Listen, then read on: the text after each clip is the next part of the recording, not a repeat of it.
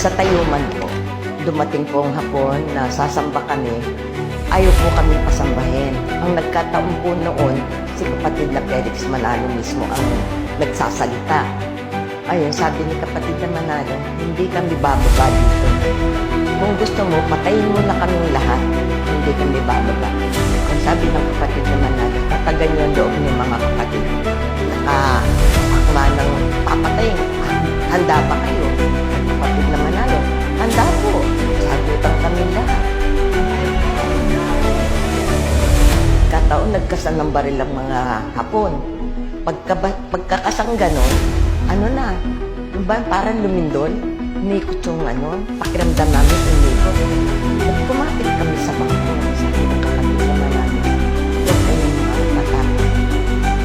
Ang ginawa ng kapatid na Manalo, sinabi mo, puntahan mo yung boss mo, na sabihin mo sa kanya, patayin niya na kami lahat, hindi kami aalis.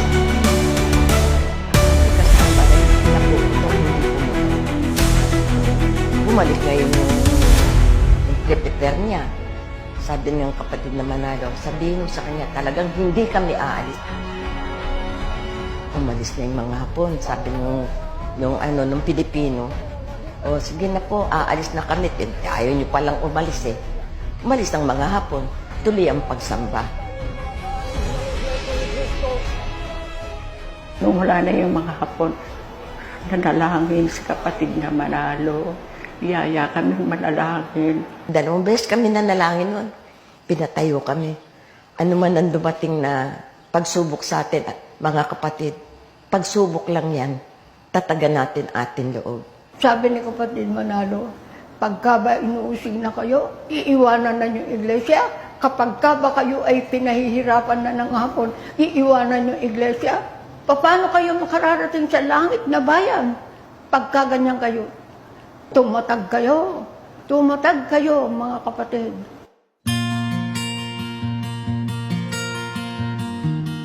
Maraming pag-uusig. Pag hindi mo nilabanan yan, hindi ka makapananatili. Pero ang unang-una na yon ang ipinayo na sugo, mananalangin kang parati. Tinandaan ko yon yung sinabi sa akin ng kapatid na Felix Manalo. Personal niya akong kinausap. Wala namang ibang tutulong sa iyo kundi ang Diyos. Kung hindi ka marunong manalangin, sinong tutulong sa iyo? Sabi ng ganyan, ang Diyos natin, tatandaan niyo, hindi lang kayo nilalang, hinirang pa kayo ng Diyos. Pagkasabi niya, hinirang. Alam ba niyo ang ibig sabihin ng hinirang? Inihalal niya kayo sa iglesia. Sa awa naman po ng Diyos, talagang walang nadisgrasya sa aming pamilya. Pagdating namin doon, lahat kami, sabi ng ama ko, lumuhod tayo, anak, magpasalamat tayo sa Diyos. Dahil yan, kapangyarihan ng Diyos yung nangyari. Saksing-saksi natin kung paano niyang niligtas tayo.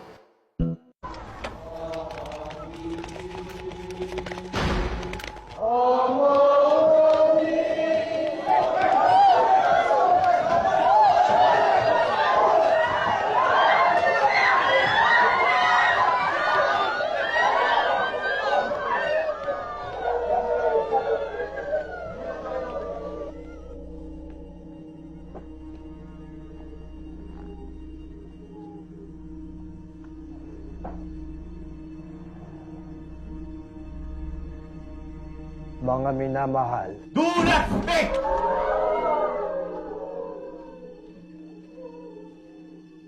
I did not receive my calling from you, but from God.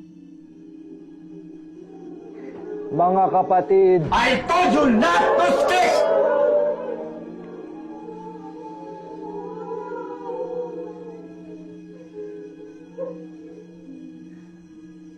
with all due respect, officer, I must continue my duties to the Lord our God.